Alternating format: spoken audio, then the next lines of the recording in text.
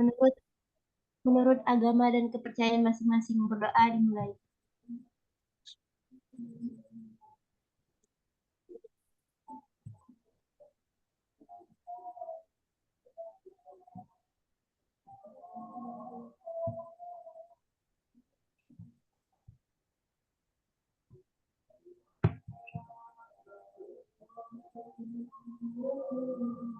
Berdoa selesai. Baiklah, Bapak dan Ibu sekalian, sebelum kita memulai kegiatan kita pada malam hari ini, izinkan saya untuk membacakan CV dari pemateri kita, ya, pemateri kita pada malam hari ini.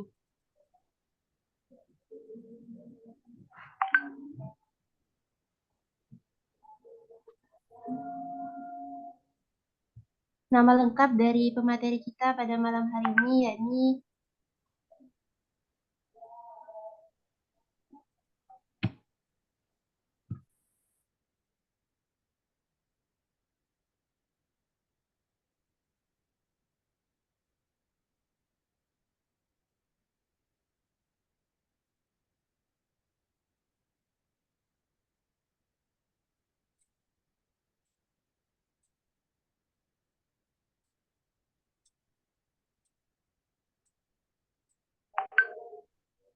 nama lengkap dari pemateri kita yakni Bapak Dr. Haji Ahmad Ruslan Afendi MAG, tempat tanggal lahir Pamekasan 3 Desember 1968,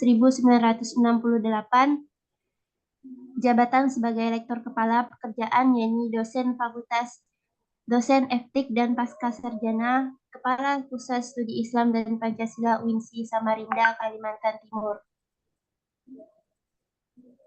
Jenjang pendidikan beliau yakni di STAI Darul Ulum Kota Baru pada tahun 2002 dan S1 Pendidikan Islam.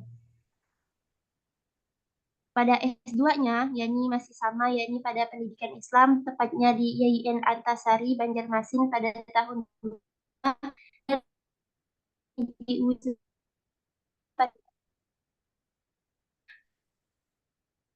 sama, yakni dalam pendidikan. Adapun pekerjaan beliau pernah menjabat sebagai dosen atau analisis mutu akademik etik UINSI Kalimantan Timur, Kepala Pusat Studi Islam dan Pancasila UINSI Kalimantan Timur, dan pada tahun 2023 sampai tahun 2028 menjabat sebagai Asesor Lamdik Republik Indonesia, yakni di Jakarta, dan pada tahun 2023 dan 2028 pengurus Dewan Pendidikan Kalimantan Timur, yakni Gubernur Kaltim. Nah, adapun organisasi yang pernah digeluti, diantaranya seperti pengurus DPW Patri Kaltim sebagai Ketua Biro Kaderisasi pada tahun 2022 dan sampai tahun 2027, pengurus Patanesia Kaltim sebagai Ketua Biro Pengembangan SDM, dan pengurus Dewan Pendidikan Provinsi Kalimantan Timur sebagai Korwil BPN PPU Pasir pada tahun 2023 sampai tahun 2028. Nah, selain itu beliau juga pernah mendapatkan beberapa penghargaan-penghargaan diantaranya seperti yang didapatkan di lembaga PT Emerald Indonesia pada tahun 2023, yakni Happy Wash to Publish Sinta, di UINSI Samarinda sebagai penulis karya ilmiah terbanyak versi database repository UINSI pada tahun 2023, dan di Universitas Mulawar 2023 sebagai International Conference of Multidisciplinary Research. Nah, selain itu, kegiatan akademik dan kemasyarakatan. Nah, beliau juga selain beberapa penghargaan dan beberapa jenjang pendidikan dari beliau juga pernah mendapatkan kegiatan akademik dan kemasyarakatan. Nah, ada beberapa di antaranya seperti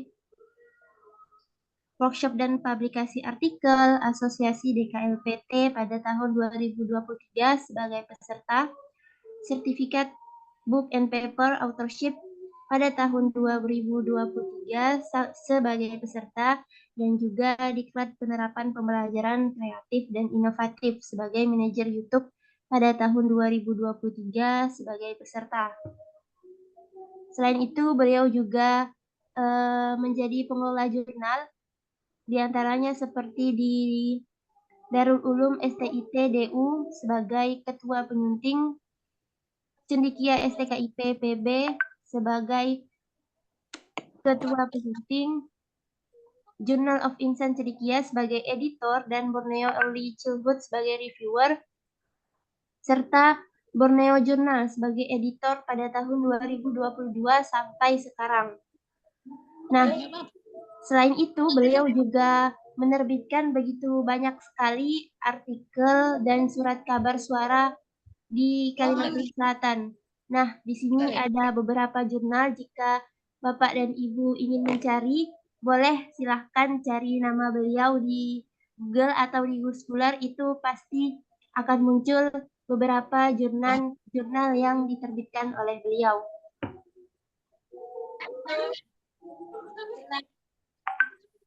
Baiklah Bapak Ibu sekalian, acara selanjutnya yaitu ada sedikit kata pengantar dari tim APSK Kalimantan.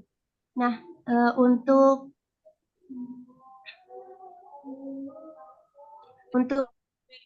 novel SAGMAG saya persilahkan. Oke, baik.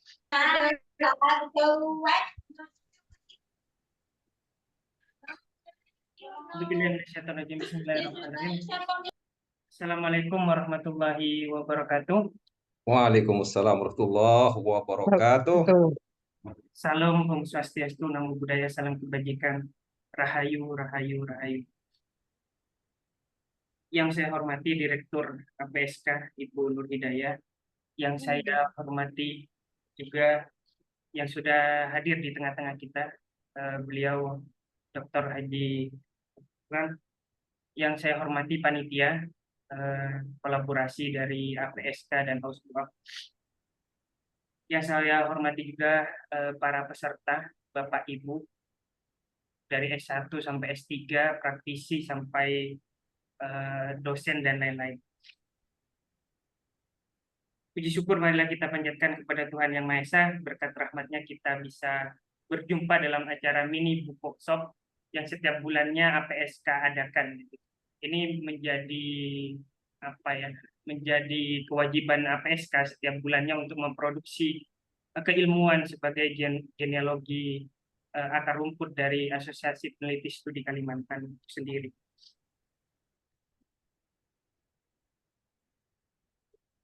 Selanjutnya, kita akan membedah buku yang sangat menarik tentang ruhul pendidikan Islam di era globalisasi menuju Indonesia Emas.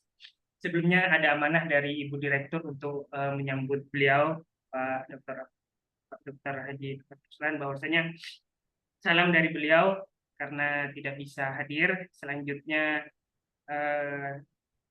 buku ini saya rasa sangat penting di tengah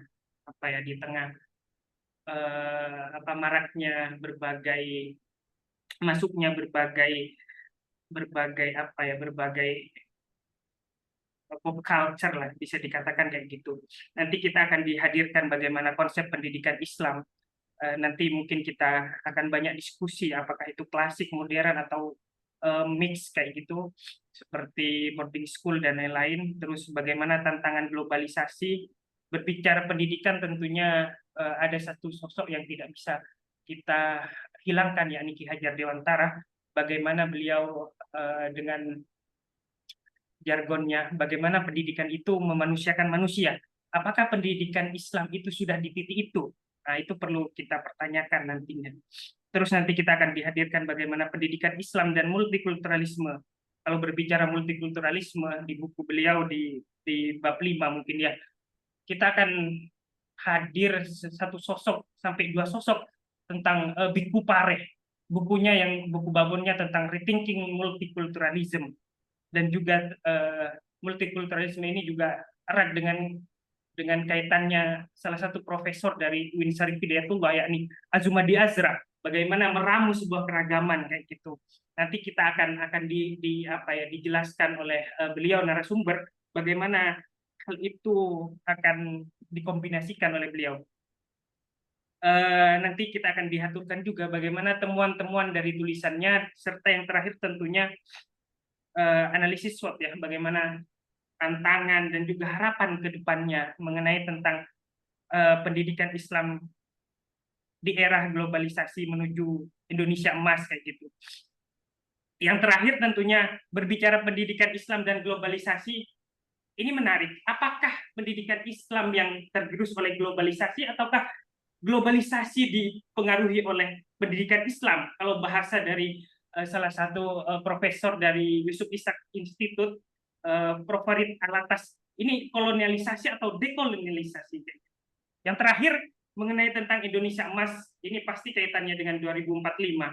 Apakah Indonesia emas benar-benar emas ataukah Indonesia cemas kayak gitu? Itu perlu kita nanti kritisi betul-betul kayak gitu agar buku ini benar-benar menjadi cita-cita beliau, yakni ada ruhnya, benar-benar punya magis tersendiri kayak gitu. Itu saja mungkin yang bisa saya sampaikan, kurang lebihnya saya mohon maaf. Selamat berdiskusi dan juga selamat bercengkrama. Saya rasa ini beliau adalah salah satu sosok yang saya rasa multi talenta, akademisi, dosen pasca sarjana dari FTIK UINSI Samarinda, sekaligus Dewan Pendidikan dan juga Lamdik. Nah, ini kan di tubuh beliau nih suatu complicated yang perlu kita bedah betul-betul sehingga buku ini benar-benar nantinya bisa syukur-syukur harapannya bisa terus diproduksi sampai bisa jadi bisa produksi kedua, ketiga dan diperbarui dan akhirnya menjadi masterpiece dari beliau. Itu saja mungkin yang bisa saya sampaikan. Seperti janji saya, sebelum jam 9.30 beliau harus sudah mengisi materi. Kita kalau masalah waktu harga mati, itu saja yang bisa saya sampaikan. Kurang lebihnya saya mohon maaf apabila ada salah kata. Ihdinas siratal mustaqim. Assalamualaikum warahmatullahi wabarakatuh. Saya kembalikan ke moderator. Waalaikumsalam warahmatullahi wabarakatuh. Terima kasih kepada Bapak Dr. Naufal SID MAG. Selanjutnya, tanpa menunggu panjang lebar lagi, langsung saja kita mendengarkan materi yang akan disampaikan oleh Bapak Dr. Haji Ahmad Ruslan Effendi MAG mengenai ruhul pendidikan Islam di era globalisasi menuju Indonesia emas. Nah, sebagaimana yang kita ketahui bahwa pendidikan Islam sekarang ini merupakan suatu hal yang sangat penting di mana globalisasi membawa pengaruh luar terhadap pendidikan, sehingga dari sini kita perlu berdiskusi nih bagaimana mengenai terkait pendidikan Islam di era semakin kencangnya arus globalisasi. Nah, mungkin langsung saja kepada Bapak Dr. Ahmad Ruslan Effendi, kepadanya saya persilahkan.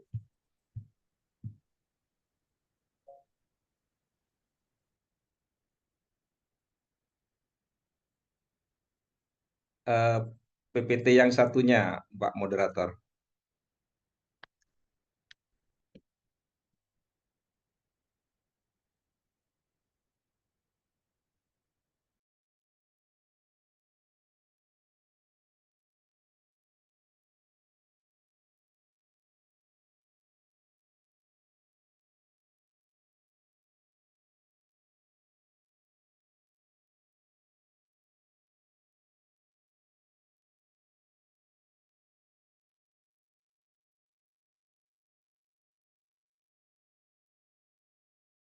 Atau jenengan mau operasikan sendiri, Bapak?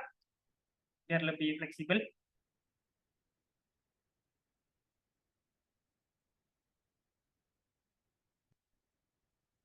Atau kami bantu?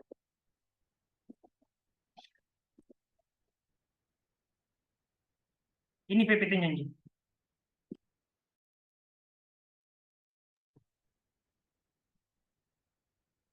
Baik, Bismillahirrahmanirrahim. Assalamualaikum warahmatullahi wabarakatuh.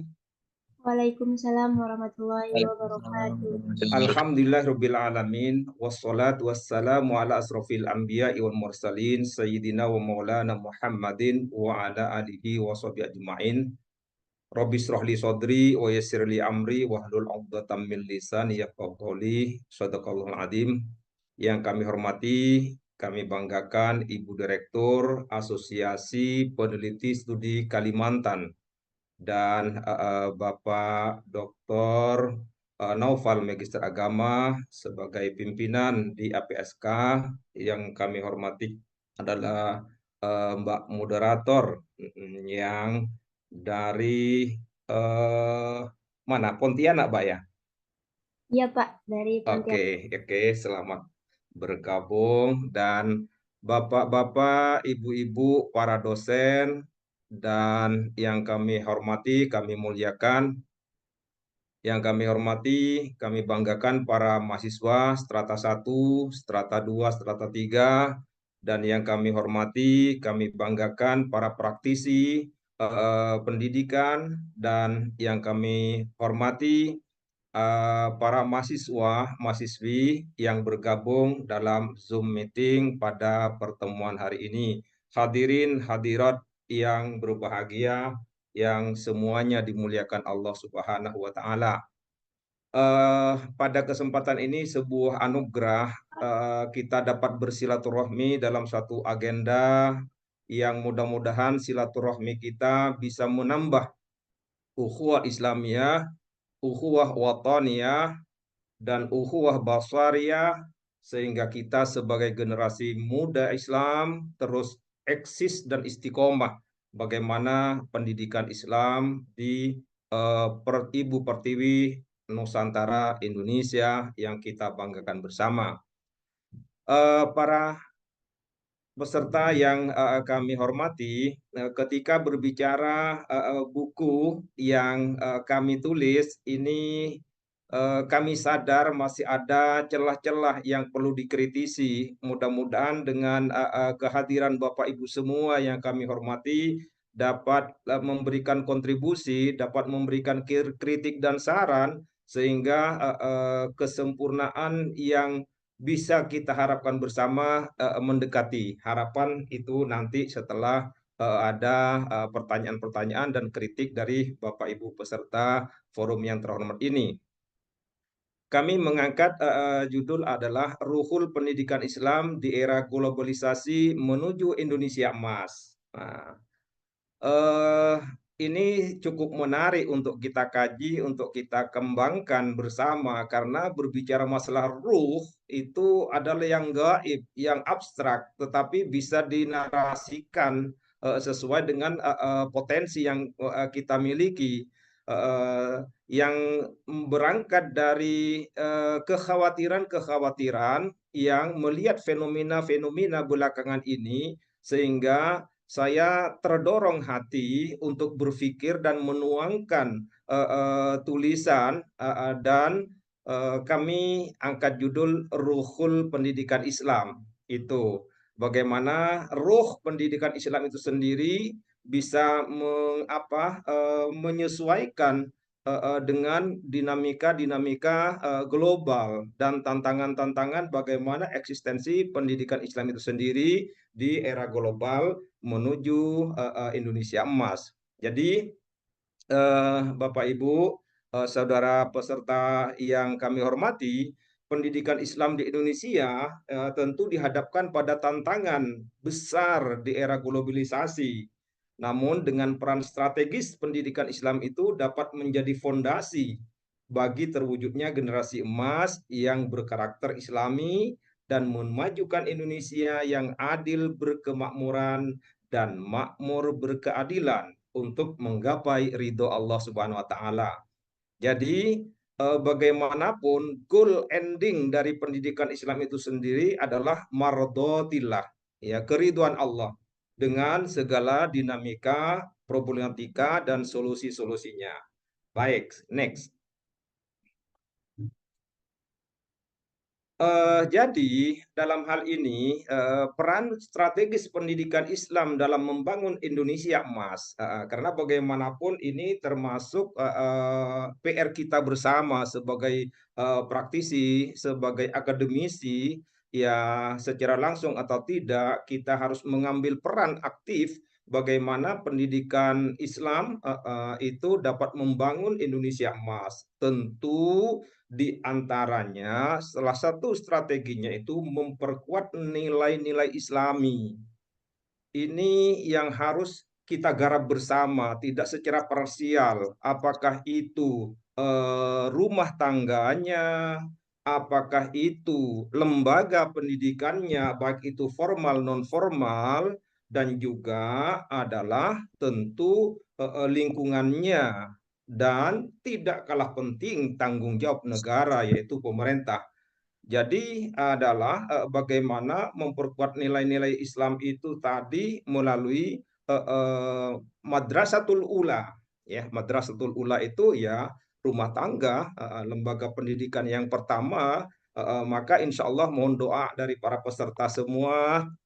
Insya Allah dalam minggu ini akan lahir satu buku yaitu Pendidikan Islam, Prakonsepsi dan Pasca Konsepsi. Artinya saya menuangkan dalam tulisan itu, kami berpikir bagaimana pendidikan pranatal dan pasca natal itu insya Allah akan lahir dalam minggu ini. Mohon doa restunya. Yang kedua adalah strategi pendidikan Islam, yaitu mengembangkan kecerdasan intelektual dan spiritual. Ya, jadi ini tidak bisa tawar menawar karena bagaimanapun sebagai Muslim Muslimah harus diasah, diasih dan diasuh sehingga dalam mengembangkan kecerdasan intelektual dan kecerdasan spiritual itu harus terus diistiqomahkan dalam segala aspek kehidupannya, ya, dan juga mempersiapkan pemimpin masa depan. Ini yang menjadi PR besar bagi kita.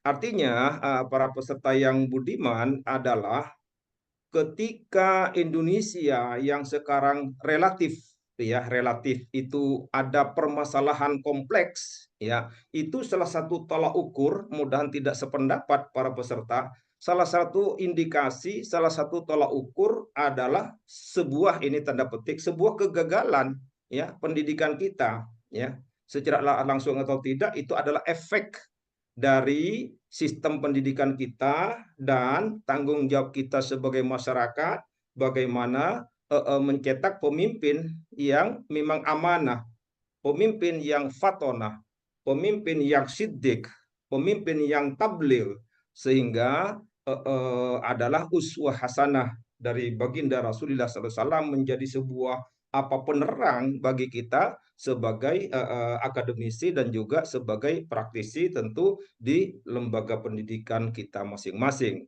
Baik, next. Untuk itu adalah bagaimana memperkuat karakter Islami peserta didik. Ini adalah tanggung jawab di pundak kita, Bapak Ibu dan peserta sekalian. Di antaranya adalah pembiasaan ibadah, ya. Jadi menanamkan kebiasaan sholat. Katakanlah saya tentu mengapresiasi lembaga-lembaga pendidikan bisa mengemas meskipun secara formal kurikulum kita pendidikan agama Islam itu ada 2 jam mata pelajaran, jam pelajaran dalam satu minggunya dengan kreativitas dan amanah dan tanggung jawab bagaimana menanamkan karakter, memperkuat karakter Islami peserta didik itu pembiasaan sholat sunnah duha. Itu diantaranya kita yakin bahwa sholat sunnah duha dengan segala fadilah-fadilahnya itu ditanamkan kepada peserta didik di sela-sela pembelajaran di pagi hari. Di samping itu pembacaan doa, baca ayat Al-Quran sebelum pembelajaran dimulai dan selanjutnya itu suatu anugerah dan harus kita benar-benar tanamkan. Di samping itu pembiasaan dalam ibadah adalah keteladanan guru. Jadi guru itu memang digugu dan ditiru. Nah, ini perlu kita sebagai akademisi, sebagai guru, tentu juga sebagai dosen yang bergelut di dunia pendidikan itu secara Selamat langsung atau Jumat, Doko. tidak, bagaimana guru sebagai figur utama yang memberikan uswah hasanah dalam berperilaku Islami, ya. Dan juga pembinaan akhlak, karena bagaimanapun para peserta yang berbahagia, ilmu dan akhlak itu satu paket, ya, tidak bisa tawar menawar. Artinya akhlak lebih utama daripada ilmu. Itu yang harus benar-benar kita idealnya akhlak dan ilmu sepadan, serasi, sejalan, seirama, itu antara ilmu dan akhlak. Sehingga kalau ilmu lebih dominan, akhlak dikesampingkan, itu tadi pinternya pinter gebelinger, ya. Itu yang terjadi kadang di masyarakat kita. Jadi adalah pembinaan akhlak itu memang adalah harus terus kita gaungkan di tengah-tengah lembaga pendidikan dan di peserta didik kita, sikap jujur, sikap disiplin, peduli kepada sesama dan lain-lainnya. Oke, next. Dan tentu di samping tadi adalah integrasi nilai-nilai Islami dalam kurikulum pendidikan. Ini yang kadang perlu ada semacam reformulasi, ya. Ini PR bagi pengampu kebijakan, ya, karena bagaimanapun harus seiring seirama dalam merumuskan nilai-nilai Islam dalam kurikulum pendidikan. Dan ingat Bapak Ibu, tentu sebagai guru, sebagai praktisi ada amanah bagaimana merumuskan tujuan pembelajaran yang sejalan dengan nilai-nilai Islami, itu yang harus kita kawal bersama. Artinya ketika kurikulum nasional itu adalah standar minimal, ya, standar maksimal tentu menyesuaikan dengan potensi-potensi yang kita miliki bersama. Tentu adalah bagaimana kepekaan dalam mengendus fenomena-fenomena yang terjadi di sekitar kita, dikemas menjadi sebuah kurikulum yang kita laksanakan bersama. Itu kurikulum kalau saya perhatikan sebagai rambu-rambu, ya, tetapi adalah racikan-racikan teknisnya yang detail itu kembali kepada kita yang ada di lembaga pendidikan di paling dasar, paling di grassroots itu. Pemilihan materi tentu adalah kontennya keislaman, di setiap mata pelajaran ada integrasi di situ. Maka kami mengapresiasi ya kreativitas guru dan dosen dalam mengemas sebuah konten-konten di dalam mata pelajaran yang mengintegrasikan, ya, materi dari capaian yang direncanakan dengan dinamika tuntutan-tuntutan yang ada, dan juga metode pembelajaran pun juga harus dimutakhirkan. Paling tidak pembelajaran aktif, kreatif, efektif, Islami dan menyenangkan, paling tidak begitu, ya, yang harus kita kemas menjadi sebuah model. Oke, next. Dan tentu diantaranya Bapak Ibu yang terhormat, peserta workshop yang berbahagia, optimalisasi peran guru sebagai teladan Islami tentunya. Ini yang perlu pada diri kita, pada hati kita, pada pikiran kita bertanya dan dipertanyakan. Apakah kita sebagai sosok figur yang ada di hadapan peserta didik atau sebagai yang digugu dan yang ditiru, itu bagaimana kompetensi keilmuannya, ya, penguasaan yang dalam terhadap ilmu pengetahuan dan agama itu tidak bisa dipisahkan. Jadi kedekatan dengan Allah. Artinya kalau tidak sepakat Bapak Ibu boleh-boleh saja, tetapi kalau saya mengkaji adalah guru atau dosen, katakanlah itu sebagai ulama, ya, sementara al-ulama dalam konsep nakliyah itu adalah warasatul anbiya, ya, al-ulama'u warasatul anbiya. Nah, sekarang memantaskan diri kita, apakah kita guru sebagai kategori ulama, ya, ini yang perlu kita ada konsensus yang kita bangun dan kita sepakati bahwa guru atau dosen dalam hal ini dikategorikan sebagai ulama. Sementara ulama itu adalah dalam kajian teoritis dan praktis itu sebagai warasatul anbiya. Nah, kalau guru termasuk ulama dan ulama termasuk warasatul anbiya, nah ini tangan bagi kita sebagai profesional dalam dunia pendidikan. Oke, next.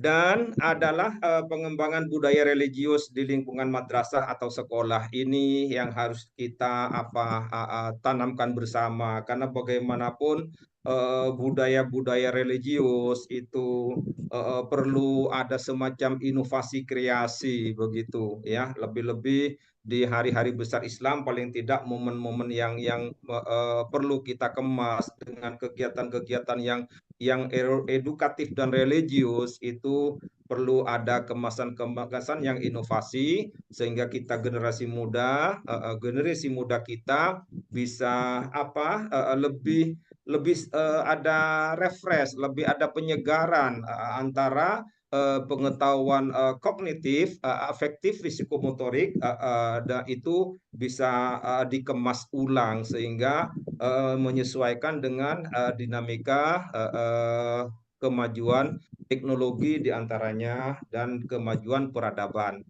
Dan tentu adalah di samping pengembangan budaya religius itu memang ada pembiasaan ibadah, ya, kegiatan-kegiatan keagamaan dan juga keteladanan dari seluruh stakeholders, tentunya stakeholder madrasah atau stakeholder sekolah itu sendiri, sehingga ruh pendidikan itu sendiri menyatu dengan jasad, dengan badaniyah peserta didik itu, sehingga saya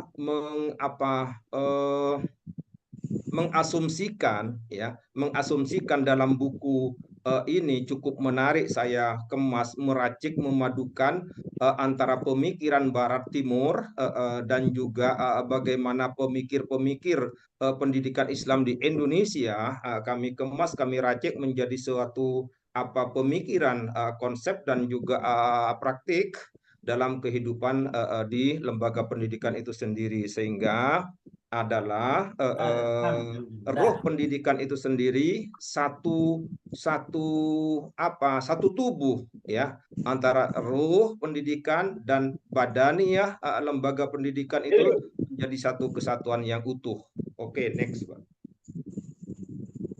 Nah, ini yang menjadi tantangan bagi kita sebagai orang yang bergelut di dunia pendidikan, pemanfaatan teknologi informasi dalam pembelajaran Islami. Ini yang tentu menjadi PR kita dengan menggunakan media dan juga teknologi informasi dengan memanfaatkan media digital dalam pembelajaran berbasis Islam itu perlu ada semacam inovasi-inovasi kita, tantangan bagi kita sebagai guru dan atau dosen dan praktisi pendidikan. Dan juga perpustakaan digital ini sebuah PR bersama, ya.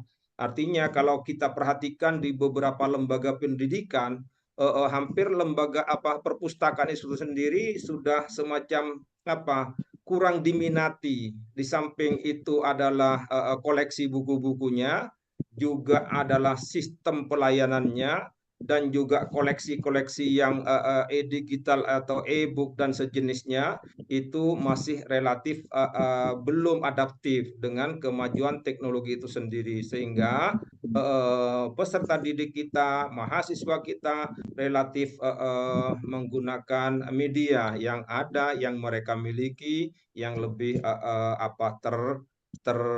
inovasi begitu. Dan tentu ada video interaktif yang membuat konten-konten video, baik itu YouTube, apakah itu TikTok, apakah itu media sosial, sehingga peserta didik itu lebih enjoy, lebih funny, lebih interaktif, dan lebih menyenangkan. Tentu nilai-nilai Islami itu harus dikedepankan. Oke, next, Mbak. Nah, jadi ini yang jurus-jurus pemungkasnya di antara yang harus kita ada di garda depan adalah kolaborasi, ya, sinergitas, ya. Karena bagaimanapun tidak bisa lembaga pendidikan itu Ada. maju sepihak, Jujur dulu ya, mau ngetik ya. ya. Oke, jadi adalah kolaborasi lembaga pendidikan, keluarga, dan masyarakat itu adalah hak paten yang harus kita kemas menjadi sebuah power, menjadi sebuah potensi, menjadi sebuah aset, menjadi sebuah wadah yang harus terus berkesinambungan, sehingga peserta didik itu tidak hanya tanggung jawab lembaga pendidikan, tetapi lebih dominan lagi adalah tanggung jawab keluarga. Karena bagaimanapun itu keluarga adalah basic maju tidaknya pendidikan seseorang atau peserta didik itu sendiri, ya. Jadi masyarakat juga bagaimana menciptakan lingkungan yang mendukung pengamalan ajaran Islam itu sendiri. Next. Oke, Mbak. Baik, ini yang tidak kalah menarik dan pentingnya, ya. Jadi strategi pengembangan sumber daya manusia pendidikan Islam itu suatu hal yang harus dikedepankan, ya. Tidak bisa ada tawar-menawar, karena disitulah sumber daya manusia pendidikan Islam itu menjadi sebuah role model yang harus kita utamakan, karena dengan sumber daya manusia pendidikan Islam itu sendiri memberikan suatu energi, memberikan suatu pencerahan, memberikan suatu konsep-konsep pemikiran yang adaptif terhadap perubahan-perubahan zaman. Jadi bagaimana dinamika perubahan zaman itu sendiri tidak lepas kontrol, ya. Jadi masyarakat itu harus ada edukasi, dan diantaranya peningkatan kompetensi guru. Ini kadang kita perhatikan bahasanya yang klasik itu adalah keterbatasan dana dan lain-lainnya itu. Tentu juga andil dari pemerintah bagaimana meningkatkan kompetensi guru dengan adanya pelatihan dan meningkatkan kemampuan pedagogik dan keislaman. Juga diantaranya adalah rekrutmen tenaga pendidik yang berkualitas, ini yang harus benar-benar dilakukan, sebab dengan tenaga pendidik yang berkualitas tentu sebagai implikasinya kepada peserta didik dan kreativitas inovasi yang ada nantinya di dalam proses pembelajaran itu sendiri. Pengembangan kepemimpinan Islami pun juga diperlukan, karena pemimpin itu banyak, cuman kepemimpinan yang bisa memimpin dan bisa meningkatkan kesejahteraan dan selanjutnya itu relatif sedikit. Ini tantangan bagi kita, ya. Di samping tentu di lembaga pendidikan kita masing-masing ada semacam program yang terukur, sehingga peserta didik selama menempuh pendidikan di lembaga pendidikan itu sendiri bisa menjadi orang-orang yang kata Sayyidina Ali itu, dan juga sahabat Nabi Umar bin Khattab pernah mengatakan, tentu alimu auladakum fa innahum mahlukuna li zamanin ghaira li zamanikum. Ini yang perlu kita aplikasikan bersama, perlu kita persiapkan bersama, karena itu didiklah anak-anakmu, karena mereka itu akan hidup pada satu masa yang tidak sama dengan masa kita. Ini yang menjadi renungan dan menjadi sebuah spirit moral bagaimana mempersiapkan peserta didik menjadi orang-orang hebat pada eranya. Next, Mbak. Baik, bagaimana mewujudkan generasi emas Indonesia yang religius, ini yang harus kita berikan jawaban bersama nantinya. Dengan implementasi konsep-konsep tersebut, pendidikan Islam yang dapat menghasilkan generasi emas Indonesia yang kokoh dengan dalam iman, kokoh unggul dalam ilmu, kokoh unggul dalam membawa kemaslahatan bagi bangsa negara, terlebih lagi bagi agama Islam. Karena tentu ini menjadi sebuah tugas kita bersama, karena dengan tanggung jawab bersama di pundak kita bagaimana meninggalkan generasi ke depan yang lebih siap, lebih handal menjawab dan memberikan solusi terhadap tantangan era global itu sendiri. Baik, next, Pak.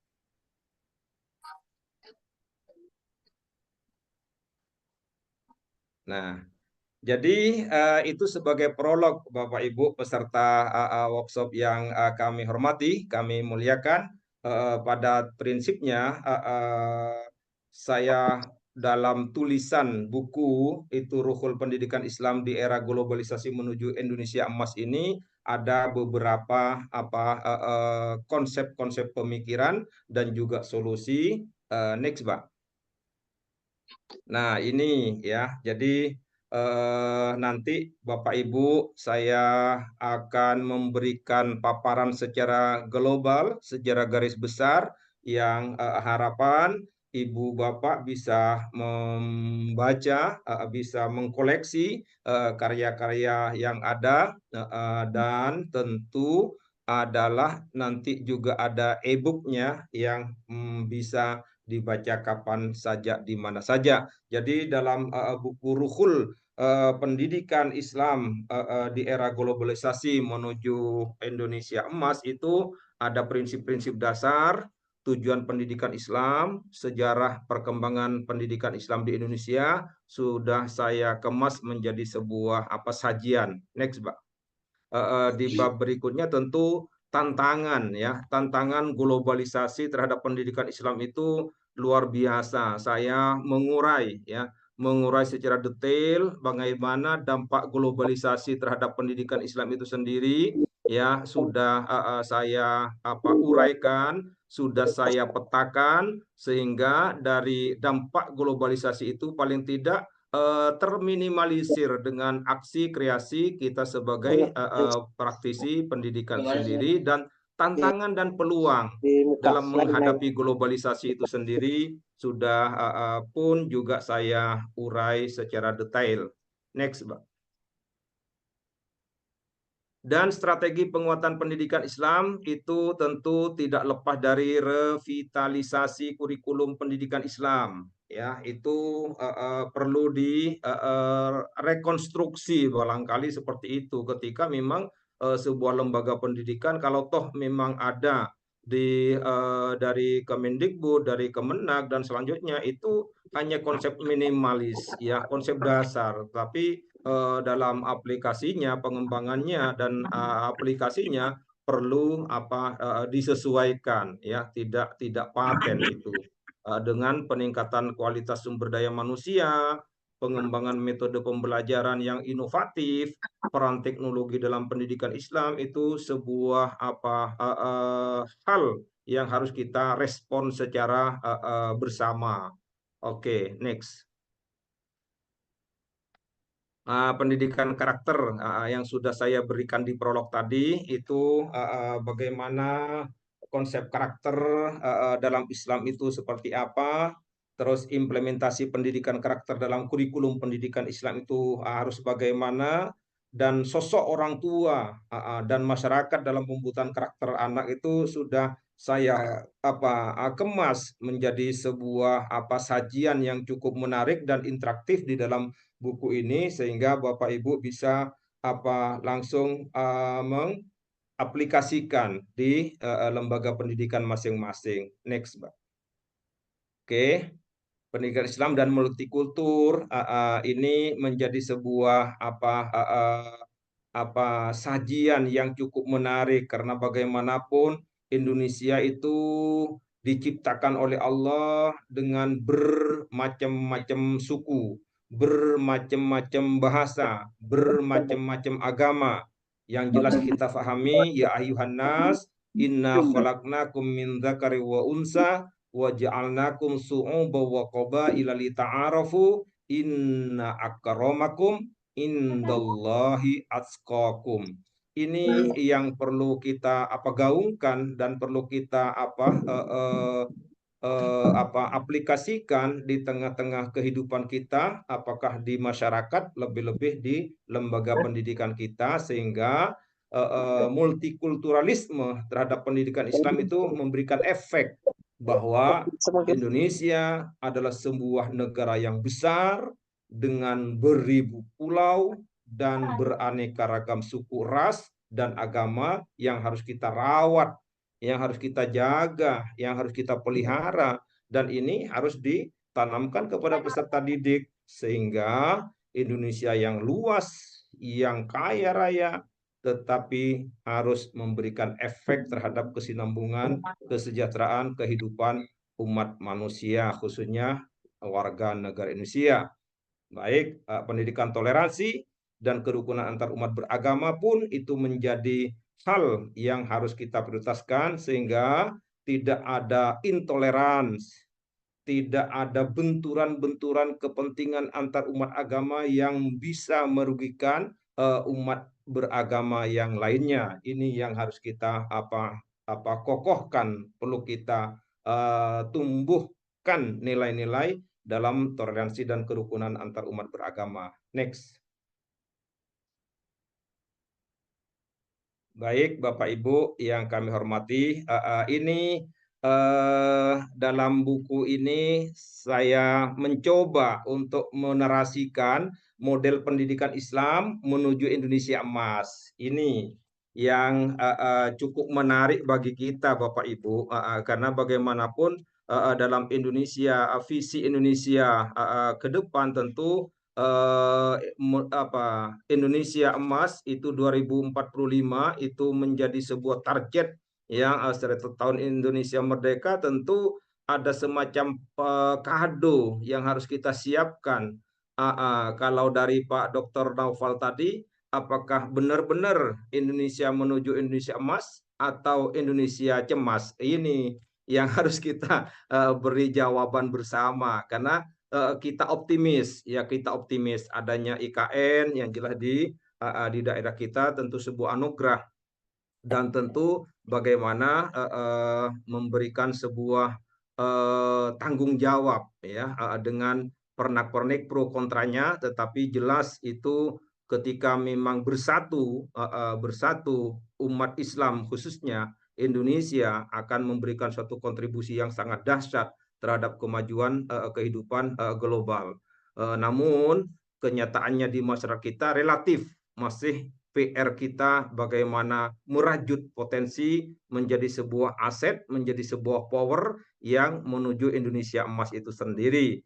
Saya sebagai penulis buku Ruhul Pendidikan itu ada konsep landasan filosofis model pendidikan Islam dan komponen-komponen model pendidikan Islam dan implementasi model pendidikan Islam di Indonesia itu saya kemas menjadi sebuah sajian narasi yang bisa Bapak Ibu pedomani, pegangi, dan tentu harapan ketika memang pada lembaga pendidikan bisa diimplementasikan, insya Allah pendidikan Islam itu sendiri waktu demi waktu akan lebih maju dan lebih mapan dan lebih kokoh dan kuat dasar-dasar pendidikan Islam sendiri di dalam lembaga pendidikan kita masing-masing. Next, Mbak. Oke. Jadi tantangan itu pun juga analisis tantangan pendidikan Islam sudah saya berikan analisis tantangannya karena membaca fenomena-fenomena kekinian sehingga menjadi sebuah literatur yang bisa memberikan paling tidak meminimalisir ya tantangan menjadi sebuah hambatan. Tantangan itu pasti ada, hanya bagaimana menyelesaikan tantangan menjadi sebuah energi positif itu. Dan juga saya telah memberikan harapan dalam narasi dan solusinya untuk meningkatkan pendidikan Islam, dan diantaranya peran stakeholder dalam membangun pendidikan Islam yang berkualitas. Ini tidak bisa ditawar karena stakeholder itu menjadikan sebuah energi yang harus di garda terdepan, karena maju mundurnya lembaga pendidikan, lebih-lebih pendidikan Islam itu sendiri, ada juga kontribusi dari stakeholder yang ada di lembaga pendidikan itu sendiri. Baik, itu next, Mbak. Baik, itu Bapak Ibu peserta workshop yang kami hormati, tentunya dari tulisan yang cukup memberikan sebuah asupan yang menarik dan juga dialogis, dan juga adalah konsepsional dan juga praktis, akan memberikan sebuah pencerahan kepada Bapak Ibu peserta yang terhormat, sehingga dengan adanya di hadapan Bapak Ibu Ruhul Pendidikan Islam di era globalisasi menuju Indonesia Emas bisa memberikan suatu inspirasi dan aspirasi bagaimana mengemas dalam realita kehidupan di lembaga kita masing-masing. Itu rekomendasinya sudah juga saya tuangkan dalam buku yang akan disajikan pada Bapak Ibu sekalian. Terima kasih. Semoga bermanfaat, dan lebih kurangnya sekali lagi saya mohon maaf, semoga bermanfaat. Demi kesempurnaan atau demi mendekati kesempurnaan buku, saya sadar masih banyak kekurangan-kekurangan dari tulisan yang saya sajikan dalam buku ini.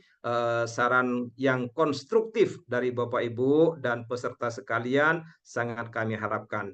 Demikian yang bisa kami sampaikan. Sekali lagi semangat, sukses selalu. Di pundak kita pendidikan Islam itu akan jaya di masa-masa yang akan datang. Terima kasih kesempatan kami berikan kepada moderator. Terima kasih kepada Bapak Dr. Ahmad Rustan Afendi yang telah menyampaikan materi yang begitu luar biasa mengenai Ruhul Pendidikan Islam di era globalisasi menuju Indonesia Emas. Nah, dari penyampaian yang telah disampaikan oleh Bapak Ahmad Rustan Afendi, mungkin dari Bapak Ibu sekalian yang hadir pada mini book workshop beberapa pertanyaan, mumpung kita berhadapan langsung dengan pemilik buku dari Ruhul Pendidikan Islam di Era Globalisasi. Nah, jika ada pertanyaan yang ingin dipertanyakan, saya persilahkan kepada Bapak Ibu sekalian yang ingin mengajukan pertanyaan. Saya persilahkan.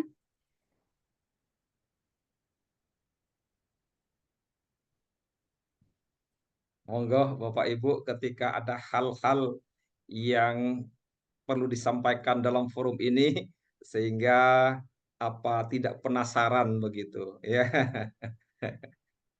Monggo Oke, dipersilahkan Bapak Ibu. ini ada Bapak Syahrul Nurzaman yang mengangkat tangan. Silahkan Pak.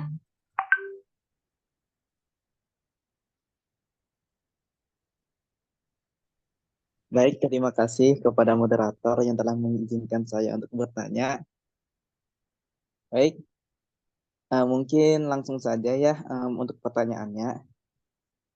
Karena ini mengenai pendidikan yang ada di Indonesia, jadi saya ingin bertanya kepada Bapak, bagaimana pendapat Bapak mengenai AI atau ChatGPT yang digunakan oleh mahasiswa atau siswa. Nah, seperti yang kita ketahui, dengan adanya AI ChatGPT ini kita bisa terlalu mudah gitu untuk mendapatkan informasi atau ilmu-ilmu yang disediakan. Sehingga terkadang dipakai untuk hal-hal yang curang, seperti mengerjakan tugas menjadi lebih singkat dan lain-lain. Nah, jadi menurut Bapak, apakah kita harus menentang atau menerima adanya, dan bagaimana sikap kita terhadap AI ChatGPT ini? Mungkin itu. Terima kasih atas kesempatannya. Terima Baik. kasih kepada Bapak Syahrus. Atau mau langsung dijawab, Pak? Ya, nanti biar berkembang lah yang sambil menunggu para peserta yang ingin mempertanyakan hal-hal yang kita angkat ini. Terima kasih. Ini Syahrul Nurzaman ya. Ini kalau dilihat dari suaranya ini masih mahasiswa. Ini saya mengapresiasi. Terima kasih banyak atas apresiasi dan keikutsertaannya. Syahrul Nurzaman luar biasa. Berangkat dari namanya ini adalah orang-orang yang akan hebat pada masanya nanti, ya kan? Baik, semoga Allah mengabulkan, mengijabah segala hajat dan cita-citanya. Pertanyaannya itu adalah apa? Saya menulis, ya saya katakanlah ini mahasiswa, saya kain itu. Saya menulis bersama teman-teman ya artificial intelligence ya teori dan penerapan di berbagai bidang ya. Ini terbit di buku di bulan artinya pun saya termasuk di antara penulis yang di bulan Juni 2024. Ya, artinya kalau saya menanggapi dari pertanyaan ya saya katakan Ananda ya Ananda Sahrul Nurzaman perihal AI ini ChatGPT kalau hemat saya sah-sah saja ya sah-sah saja.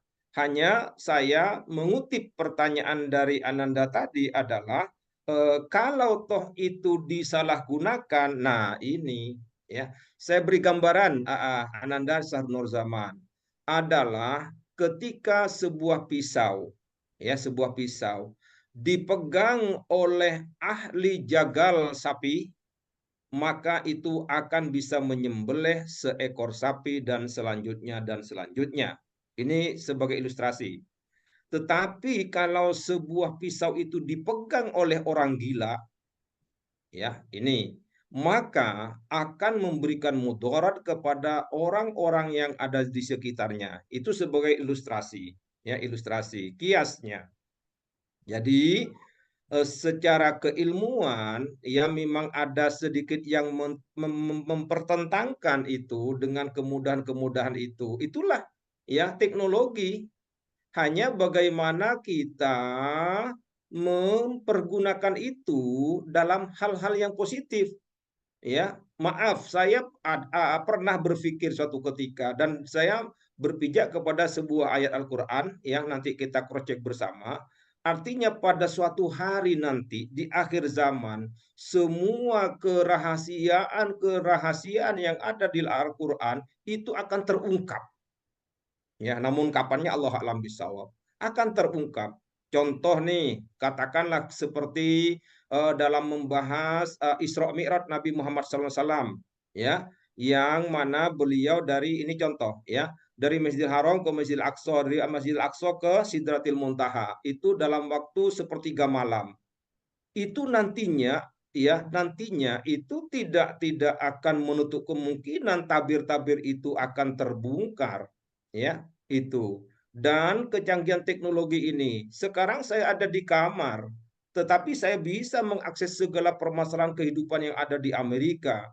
Saya bisa mengakses kehidupan yang ada di Arab Saudi dan selanjutnya dengan kemajuan teknologi. Jadi kata kuncinya Ananda Nur Sahrul Nur Zaman dan peserta yang budiman itulah tantangan bahwa ilmu pengetahuan dan teknologi yang sudah dikabar-kabarikan dalam Al-Quran dan hadis itu benar-benar realita.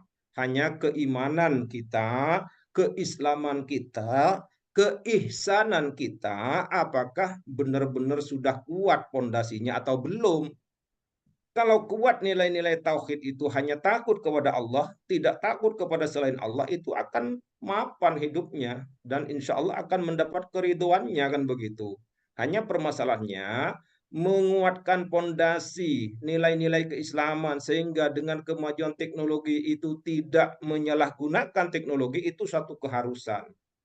Ya, jadi kembali kepada akar pertanyaannya, bagaimana dengan ChatGPT itu? Kalau saya sah-sah saja, dan bahkan saya kaji dalam bulan Juni 2024 kemarin menjadi sebuah buku, saya sudah membuat itu, dan adalah sepakat dari penulis yang ada, itu adalah positif selama itu tadi tidak disalahgunakan dalam rambu-rambu yang ada.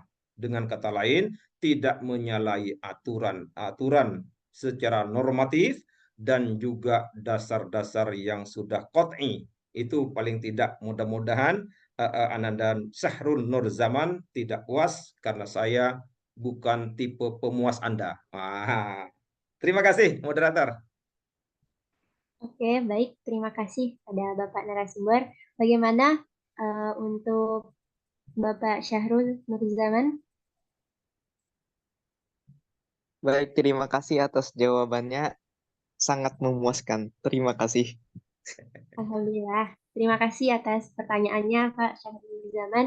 Nah, kita beralih ke pertanyaan selanjutnya. Ini ada dari Bapak Imam Ghazali. Silahkan, Pak.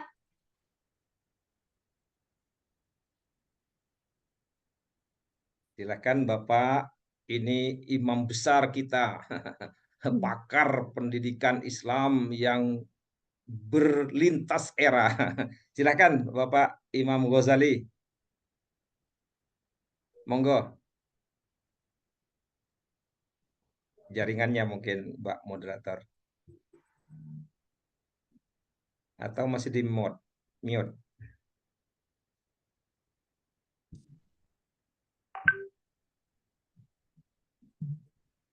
Atau kita beralih ke penanya selanjutnya saja, Pak, sambil menunggu Bapak Imam. Sudah. Tadi Oke. sempat. Ya, silahkan, Pak. Assalamualaikum, Kiai Haji Dr. Ruslan. Waalaikumsalam warahmatullahi wabarakatuh. Ya. Monggo, ya Pak Syekh Terima kasih Imam atas Ghazali. pencerahannya. Iya, tadi saya tertarik dengan sebuah pesan mengingatkan kita ya, bahwa didiklah anak sesuai dengan zamannya, karena mereka itu tidak hidup di zaman kita waktu dulu waktu belajar. Ya. Kebetulan teman-teman peserta saya ini adalah seorang pengawas, tahu betul di lapangan itu problem-problem yang ada di daerah, khususnya di Sampang ini, tetangga kampung narasumber kita yang luar biasa ini. Biasa di luar.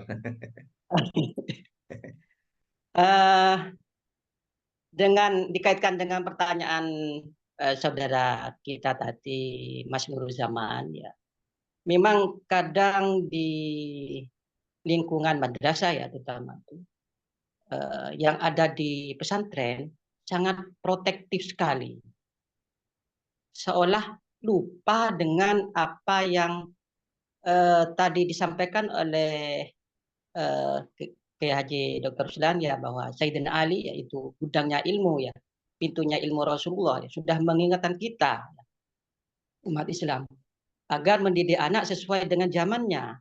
Ya. Nah, ketika saya ke sekolah ya, ke madrasah, waktu saya mengadakan penilaian kinerja kepala madrasah, itu saya tanya ke teman-teman guru, gimana cara mengajar anak-anak, bisakah ada peningkatan kualitas, terutama menjadikan suasana pembelajaran yang nyaman. Nah, tadi sudah disampaikan oleh narasumber kita. Nah, kunci bisa menyerap pelajaran itu harus menciptakan betul-betul nyaman, seolah anak itu adik kita atau famili kita. Dengan tetap ada batasan-batasan agar anak itu tidak misalnya kurang ajar, terlalu akrabnya ya. Tentu sebagai guru sudah berpengalaman. Nah, saya beri pancingan saat itu. Gimana Mas, Mbak, ketika ngajar? Apa sempat memberikan ice breaking atau guyonan-guyonan yang menarik sehingga segar kembali? Nah, saat itu tertumpah itu apa itu curhatnya. Wah, andai Bapak tadi bicara itu pas ada kiai, ada yayasan, gitu. Tepat Pak. Saya sudah berusaha metode pembelajaran bermacam-macam termasuk ada selingan. Nah, saat itu kemudian tiba-tiba ada kesalahpahaman ya. Tahu-tahu kiai atau yang rumahnya berdekatan dengan kelas itu. Karena mendengar ramai itu, pokoknya langsung memarahi guru di depan anak-anak. Ya. Jadi itu seolah tanpa sengaja beliaunya itu ya masih ada di alam pikiran ketika beliau itu sekolah, ketika beliau itu mondok zaman dulu. Ya, padahal kan kita itu perlu mengembangkan metode-metode pembelajaran. Terus yang kedua, agak sulit juga untuk membuat ada perubahan yang cepat, tapi kita optimis tetap ada perubahannya. Bagaimana supaya stakeholder yang produk lama itu ya tahun 60-an mungkin ya, tuh beliau-beliau itu bisa kemudian ada semangat ya. Ini mohon solusinya ya, trik-trik yang mungkin out of the box ya dari Kiai Dr. Ruslan ya, sahabat saya, agar seperti tadi IT itu dan alat-alat yang lain ya, bahkan tadi sempat dibahas pustaka digital. Kebetulan saya mempunyai aplikasi itu sudah ribuan kitab di situ. Nah ini juga kadang terlalu hati-hatinya ya, kadang susah untuk menerimanya alat-alat media yang bisa membuat guru makin enjoy pembelajaran, biaya pembelajaran murah. Saya dulu pernah ke Goa, Sulawesi Selatan itu, di situ di sebuah sekolah itu tanpa menggunakan buku sama sekali, pakai tablet. Nah, di situ ternyata masyarakatnya bisa menerima. Nah ini yang kami inginkan, bagaimana itu nantinya bisa ada semacam percepatan menuju Indonesia Emas itu dari sekarang, ada kesadaran bahwa pentingnya teknologi itu termasuk AI tadi itu ya. Kalau AI saya teringat ini tadi akhlak dan ilmu kalau diplesetkan ya, A sama I tapi bacanya AI teknologi ya. Jadi tetap kita itu memberikan peluang bagaimana caranya membuat kesadaran, semangat bersama, kompak ya. Teknologi itu bisa cepat dikuasai oleh guru dan anak didik. Karena yang di lingkungan pesantren itu tidak semuanya akan menjadi kiai. Tentunya ada yang nanti jadi dokter, ada jadi pelukis mungkin, ada jadi sutradara ya. Yang terpenting kan nanti jiwa santrinya, jiwa kiainya itu tertanam. Ruhul Islamnya itu ada. Karena jangan-jangan di antara beberapa kiai menginginkan sebanyak-banyaknya kiai, takut begitu. Semoga saja tidak begitu ya. Terus yang ketiga ya, harapan kami ya, kita bersama mungkin ya, perguruan tinggi itu setidaknya pemerintah punya kebijakan di tiap kota itu perguruan tinggi membuka jurusan pendidikan. Nah ini yang di Sampang sudah ada ya, ada perguruan tinggi negeri yang pendidikan, dan dari situlah betul-betul ada dosen, betul-betul pakar mewakili dari dulu ada LPMP, sekarang berubah ya BPMP mungkin BPGMP. Nah, itu kan ada yang cuma di provinsi. Jadi guru-guru itu untuk dilatih, tadi kan sempat dibahas juga, untuk dilatih itu skillnya, kompetensinya itu kekurangan narasumber. Kalau kalau sebatas daring mungkin terbatas waktunya, atau mau bertanya banyak terbatas ya. Barangkali nanti bisa ya menjadi sebuah solusi perguruan tinggi. Setiap kabupaten itu ada pakar pendidikannya yang betul-betul menjadikan teman-teman guru ini betul-betul menguasai. Nah, ingin sekali pencerahan dari Kiai Haji Dr. Ruslan ini ya. Ini problem yang ada itu ya.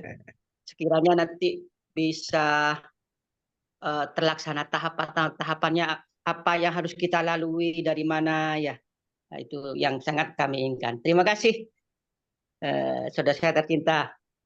Baik, Semoga terima sehat kasih selalu dan langsung tambah ya sukses. moderator ya. Assalamualaikum Ini warahmatullahi wabarakatuh. sahabat kita Syekh Imam Ghazali luar biasa. Kader-kader jenengan tidak mengurangi rasa penghormatan kami, itu terus saya mengupdate informasi produk hasil pendidikan di Sampang khususnya dan di daerah-daerah lain. Baik, pertanyaan tadi cukup memberikan suatu apa ya inspirasi bagaimana kita memberikan suatu potret sosok masyarakat dunia pendidikan itu sendiri. Barangkali ada tip dan trik itu, Pak Dr. Imam Ghazali, ada pendekatan secara kultural dan struktural. Ini ya, pendekatan kultural bagaimanapun generasi 60-an itu yang sementara mengendalikan top leader atau policy maker di dalam sebuah lembaga pendidikan khususnya di pesantren, tentu ada sebuah pendekatan struktural itu melalui orang-orang dekatnya dari hati ke hati secara intens, itu secara profesional dan proporsional. Sebab tadi diungkapkan oleh sahabat itu tadi adalah ada ketersinggungan, sempat ada pemandangan yang tidak elok, dan seyogyanya kalau dari pendekatan pendidikan itu tidak dibolehkan marah, apalagi di depan peserta didik. Itulah realita ya kadang terjadi. Maka seyoknya itu diminimalisir dan dihindari sehingga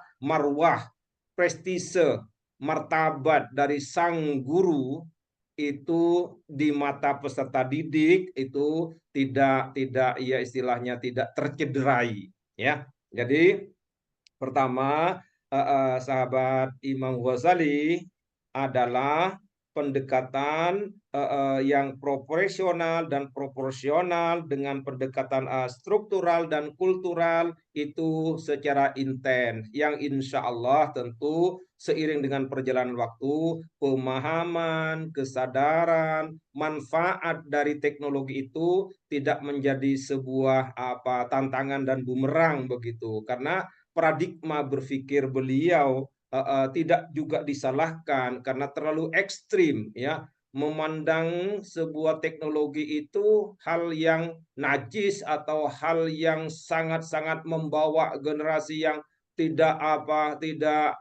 ya keimanannya dan selanjutnya itu seyogyanya kan kembali kepada kita, hanya bagaimana menanamkan nilai-nilai Qur'ani kepada peserta didik menjadi tidak goyah dengan kemajuan ilmu pengetahuan dan teknologi itu sendiri ya. Tentu itu sebuah pendekatan yang harus kita upayakan bersama ya, sebab tidak bisa hanya para pengawas saja istilahnya memberikan pemahaman, penyadaran dan selanjutnya, tetapi juga orang-orang terdekatnya dan syukur-syukur di lapis pengurus penentu dalam sebuah lembaga itu ada yang dijadikan sebuah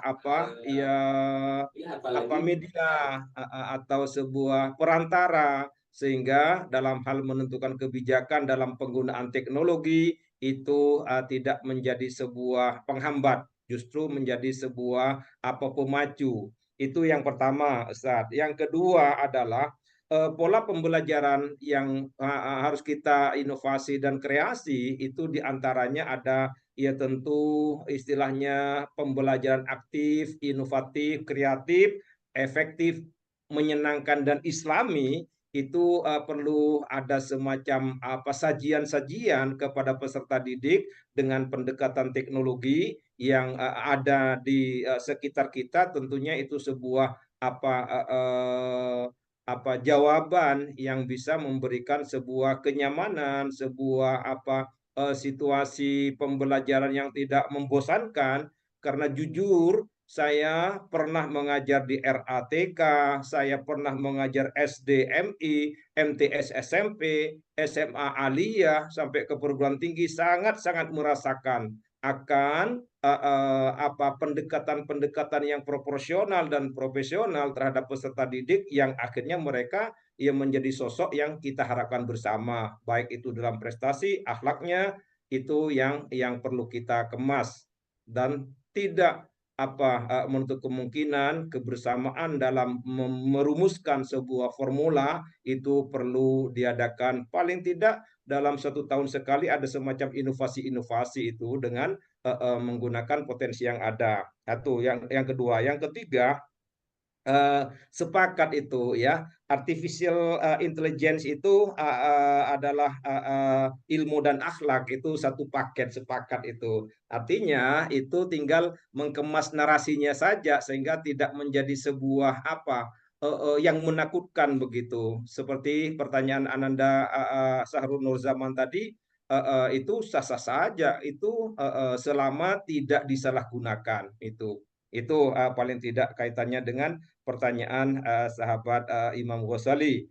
Dan adalah kalau toh ini permasalahannya, kalau toh pesantren masih bersikukuh dengan pendiriannya, tentu masyarakat sudah mulai cerdas. Ingat, pesantren itu bermacam varian-varian di Indonesia itu. Ada yang pesantren modern, ada pesantren salaf, ada yang semi modern, ada semi salaf, ada yang pesantren keterampilan, ada pesantren yang macam-macam. Ya, kembali kepada masyarakatnya. Kalau toh memang pesantren tidak membenah terhadap perkembangan ilmu pengetahuan dan teknologi dan tuntutan dunia global, itu seiring dengan perjalanan waktu akan ditinggal oleh umatnya. Itu permasalahannya. Ya, masyarakat tidak bisa dibendung, ya kan, dengan varian-varian yang ada. Hanya bagaimana mengemas pesantren, kurikulum pesantren, kebijakan-kebijakan pesantren, sehingga seiring dengan perjalanan waktu pesantren itu di hati masyarakat dan masyarakat itu di hati pesantren. Itu yang harus kita kelola secara wajar. Kalau terlalu ekstrim, itu pada gilirannya seiring dengan perjalanan waktu saya yakin ya itu akan ditinggal oleh masyarakat. Itu permasalahan yang harus dijawab dari pemahaman kepada pengelola pesantren khususnya yang punya paradigma berpikir agak ekstrim terhadap teknologi itu sendiri. Terima kasih Pak Dr. Imam Ghazali. Ngapunten. Matur sakalangkong. Monggo, silakan moderator, minta maaf. Terima kasih pada Bapak. Nah, mungkin selanjutnya ada dari Bapak Ibu sekalian yang ingin bertanya. Di sini ada Raudatul. Oke, silahkan. Silahkan Ibu.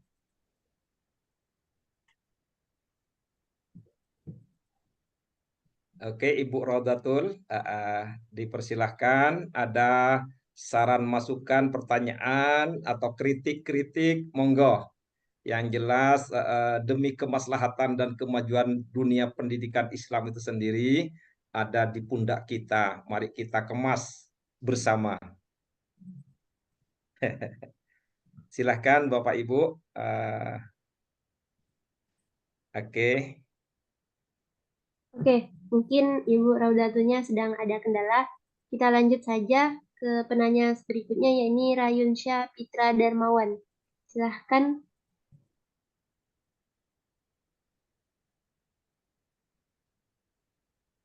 Oke.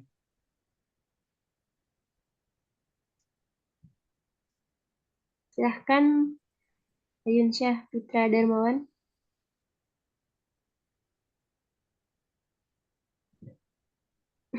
Ada gangguan jaringan barangkali. Sekilas info di Samarinda sekarang sedang hujan, tapi tetap semangat Bapak Ibu peserta. Oke.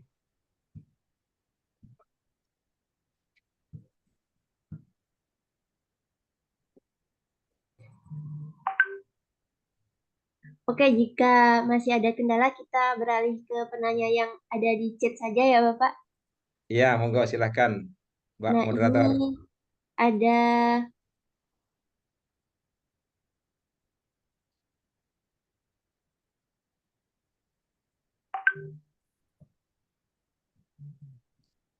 ini ada dari Risa mengenai pendidikan Islam hari ini tenggelam, sementara spiritualitas keislaman di sekolah dan di rumah terus-menerus tergerus, khususnya media sosial yang mempromosikan gaya hidup yang sangat jauh dari konsep pendidikan Islam. Bagaimana kita mengawasi sakralitas pendidikan Islam kita, baik di rumah juga ya.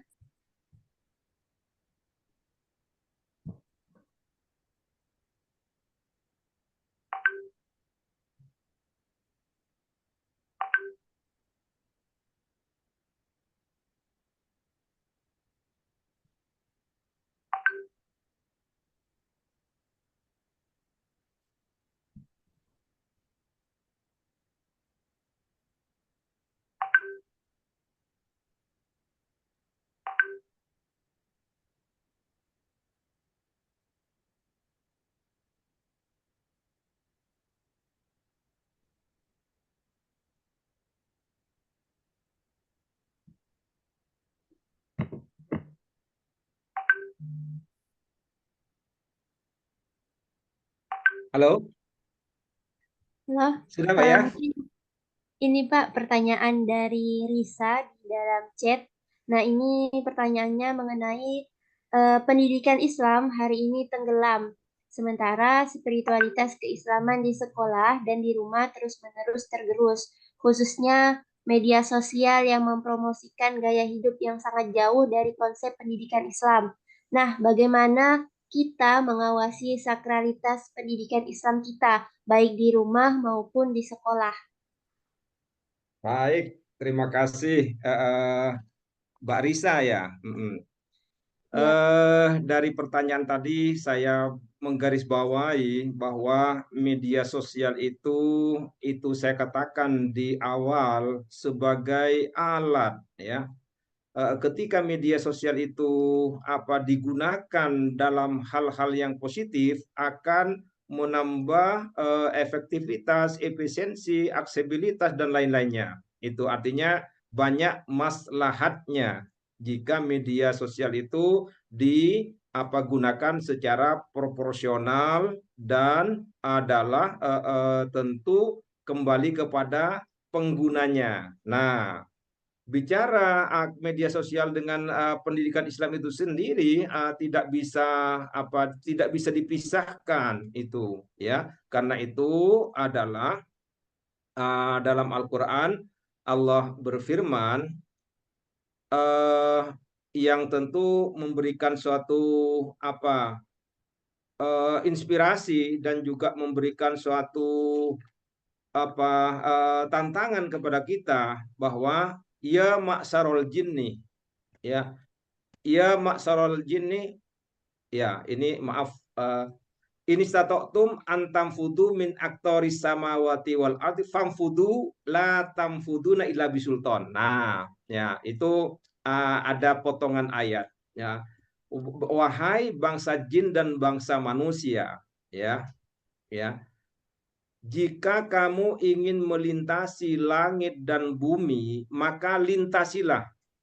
Akan tetapi kamu tidak bakal mampu melintasi langit dan bumi kecuali kekuatan, kecuali bisulton, illa bisulton. Nah, dimaknai oleh Mufassir itu bisulton itu dimaknai dengan teknologi, ya, dengan teknologi diantaranya, ya. Perlu nanti kita kaji lebih mendalam, ya. Jadi bangsa jin dan bangsa manusia, ya, itu ditantang oleh Allah. Jika kamu ingin melintasi langit bumi dan seisinya, lintasilah.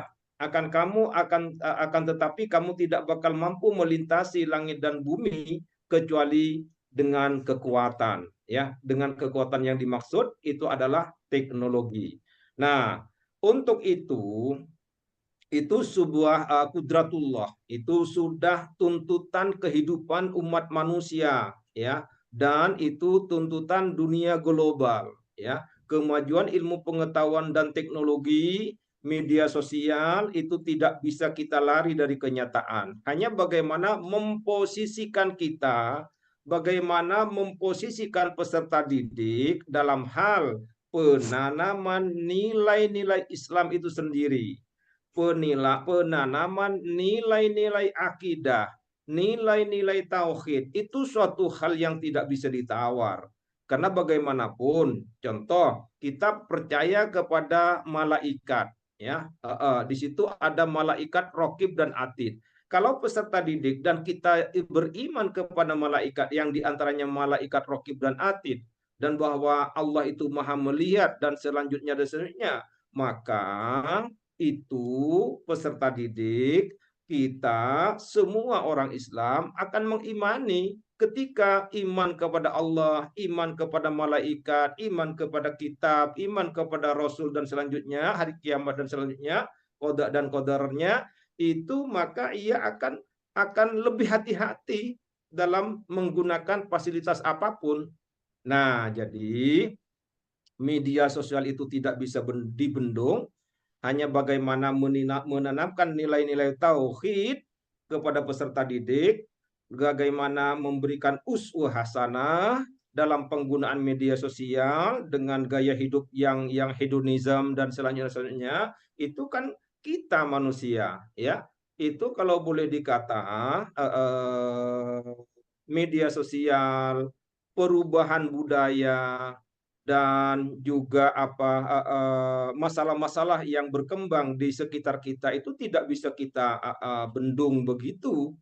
Hanya bagaimana kita sebagai pendidik menguatkan, ya, penguatan nilai-nilai Islam, pendidikan Islam itu sendiri, ya, nilai-nilai tauhid khususnya, sehingga kapanpun dimanapun kita berada, selama kita berpegang teguh kepada nilai-nilai Al-Quran dan As-Sunnah, insya Allah itu adalah sebuah keniscayaan yang harus kita tanamkan, ya. Karena adalah tentu kita dalam konsep Islam sudah banyak yang kita pahami, hanya bagaimana mengaplikasikan dalam kehidupan nyata sehari-hari. Jelas itu yang bisa kita sampaikan. Kesimpulannya, bagaimana penanaman nilai-nilai Quran, nilai-nilai tauhid kepada peserta didik, apapun perubahan zaman, insya Allah tetap dalam ranah, dalam koridor Islam itu sendiri yang memberikan rahmat bagi kita semua. Mungkin itu moderator. Kepada penanya mohon maaf jika kurang maksimal. Terima kasih. Baik, terima kasih kepada Bapak. Mungkin ini selanjutnya lagi ya Pak, masih ada pertanyaan lewat via chat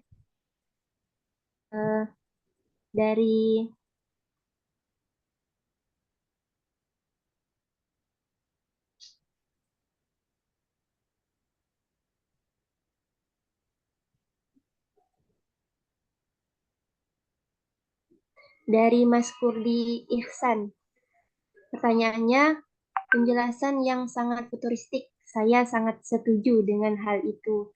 Tetapi melihat realitas yang ada sekarang di mana hampir semua lini kehidupan ini sudah kurang baik-baik saja.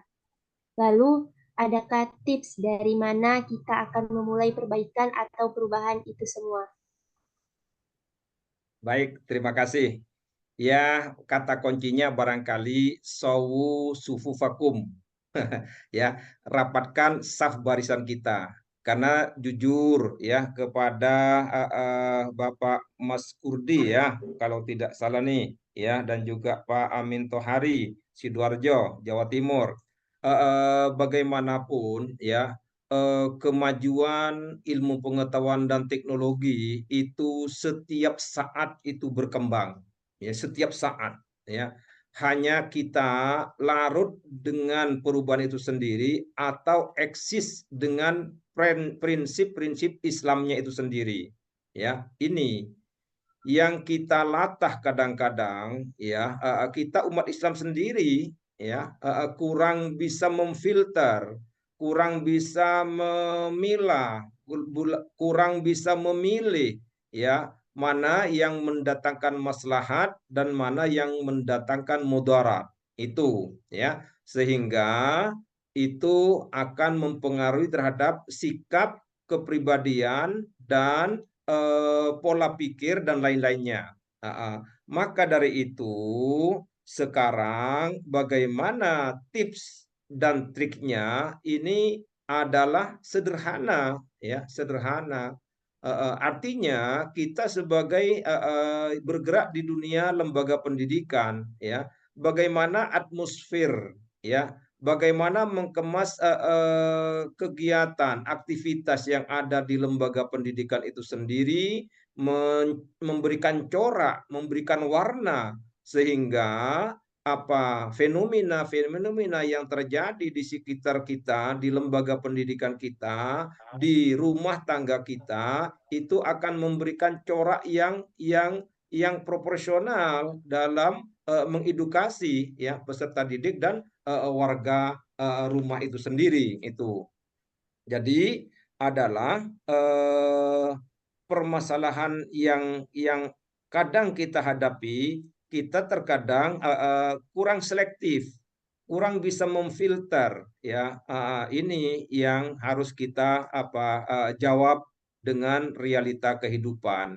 Maka dari itu kita memberikan pemahaman kepada peserta didik, ya, kita tentu ini melalui proses, ya, keberpihakan terhadap peserta didik, kepedulian, kepekaan sosial, tenggang rasa, toleransi, dan juga nilai-nilai kejujuran, nilai-nilai disiplin, dan selanjutnya itu adalah yang universal, ya. Hanya bagaimana atmosfer di lembaga pendidikan itu sendiri kita kemas, yang pada akhirnya fenomena, tantangan, permasalahan yang ada di luar sana tidak serta-merta menerpa, ya, pola kehidupan kita, tetapi kita ada semacam filter, semacam ada timing untuk menghandle, untuk menepis permasalahan-permasalahan yang terjadi di luar sana. Itu barangkali pendekatan dan solusi di dalam kehidupan kita. Itu. Terima kasih.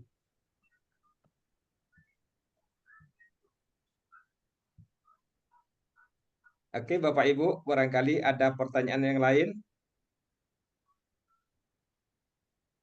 Oke, moderator. Oke, baik, terima kasih Bapak atas jawabannya. Atau masih ada yang ingin bertanya? Saya berikan satu penanya lagi yang bersedia bertanya. Oke, Bapak Ibu, rupanya dengan cuaca di Kalimantan Timur khususnya ini sedang hujan rintik-rintik mempengaruhi, atau di tempat tinggal Ibu juga sudah agak larut malamnya. Mudah-mudahan Oke, tidak mengurangi semangat untuk saling watawasobil haqi watawasobis sobri, insyaallah. insya Allah. Oke, baik. Mungkin saya cukupkan saja sesi tanya jawab kita pada mini book workshop malam hari ini. Nah, selanjutnya ada pengumuman untuk Bapak Ibu sekalian, di mana pengumuman pertama bagi peserta yang menginginkan buku tentang Ruhul Pendidikan Islam bisa langsung ke Instagram APSK Official atau bisa menghubungi admin dari APSK Official. Nah, untuk pengumuman kedua, untuk bulan Agustus ini, selain kegiatan yang kita lakukan pada malam hari ini, yakni mini book workshop, Ada juga kegiatan internasional yang baru saja berlangsung beberapa pekan yang lalu, yakni tepatnya di Kuala Lumpur. Nah, selain itu di akhir Agustus juga ada kegiatan terakhir di bulan Agustus ini, yakni kolokium bedah buku yang berjudul Agama Laut, Ekoteologi Biru Nelayan Muslim dan Hindu Nusantara, yang akan dibedah oleh beberapa pembicara, yakni di mana di sini terdiri dari 4 pembicara yang sangat spektakuler. Yang pertama, yakni ada Bapak Profesor Dr. Andes Mahmud Ustain. Beliau merupakan Badan Kemaritiman NU Jawa Timur. Pembicara kedua, yakni ada Profesor Dr. Nyoman Kertia, yakni beliau merupakan dokter penyakit dalam RS Sarjito UGM. Pembicara ketiga ada Bapak Dr. Budi Munawar Rahman. Dan pembicara keempat ada Insinyur Adi Surya STMT. Nah, mungkin bagi Bapak Ibu yang hadir pada malam hari ini ingin ikut lagi pada kolokium riset yang akan dilakukan pada hari Sabtu, tepatnya di tanggal 30 Agustus 2024, boleh langsung menghubungi admin dari KPSK Official Kalimantan.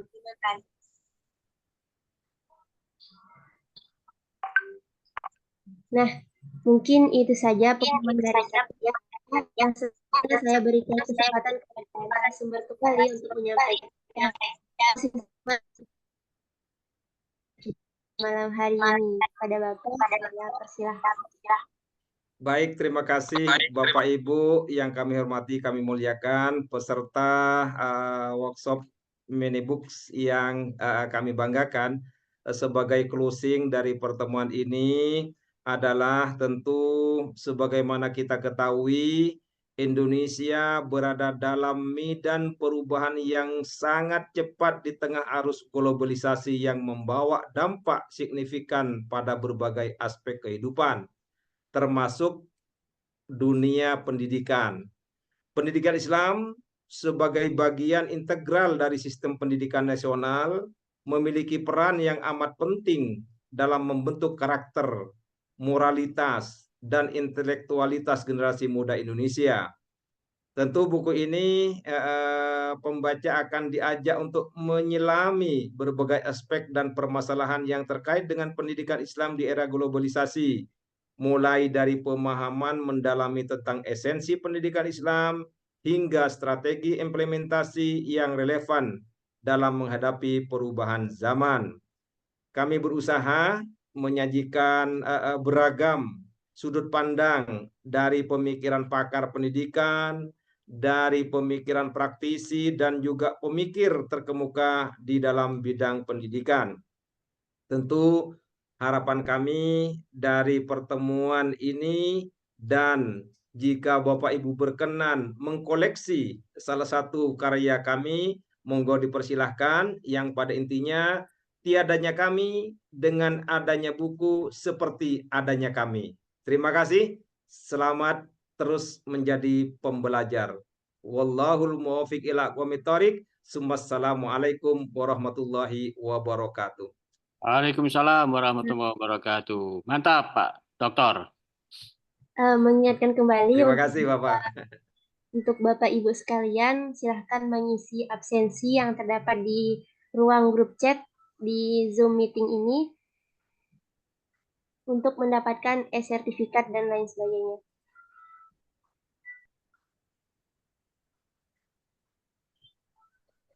Nah, selanjutnya mungkin kita bisa langsung ke sesi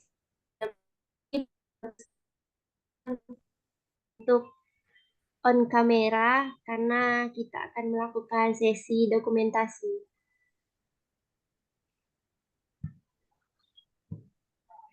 Boleh Bapak Ibu sekalian untuk on standby di depan layar laptop atau layar handphonenya karena kita akan melakukan sesi dokumentasi. Saya hitung ya Bapak Ibu. 1, 2, 3.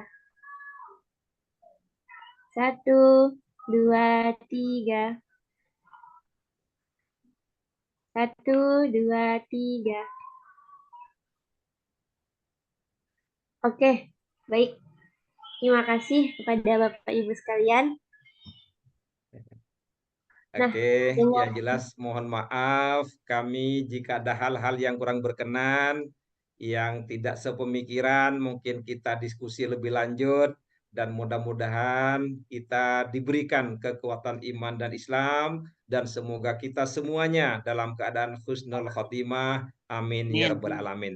Terima kasih pimpinan APSK, moderator dan Bapak Ibu saudara sekalian. Sampai jumpa pada episode selanjutnya. Oke, baik. Nah, dengan berakhirnya sesi dokumentasi kita tadi, maka berakhir pula kegiatan mini book workshop kita pada malam hari ini. Semoga apa yang disampaikan oleh pemateri dengan berbagai diskusi yang telah kita lakukan, kita bisa menerapkan dan mengimplementasikan apa yang kita dapatkan pada malam hari ini ke dalam kehidupan sehari-hari kita, khususnya di dalam dunia pendidikan.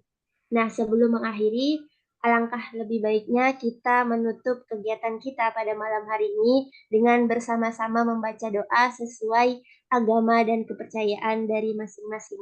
Berdoa dimulai.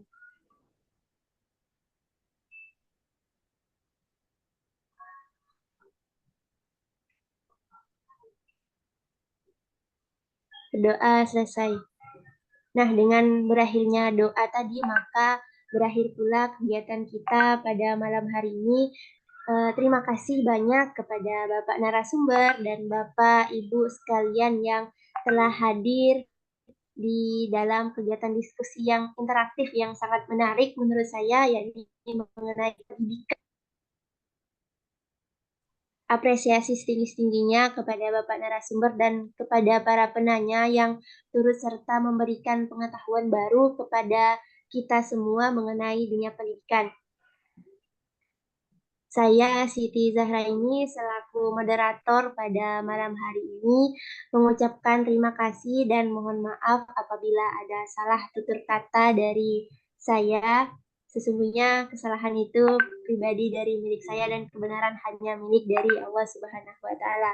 Saya akhiri. Assalamualaikum warahmatullahi wabarakatuh.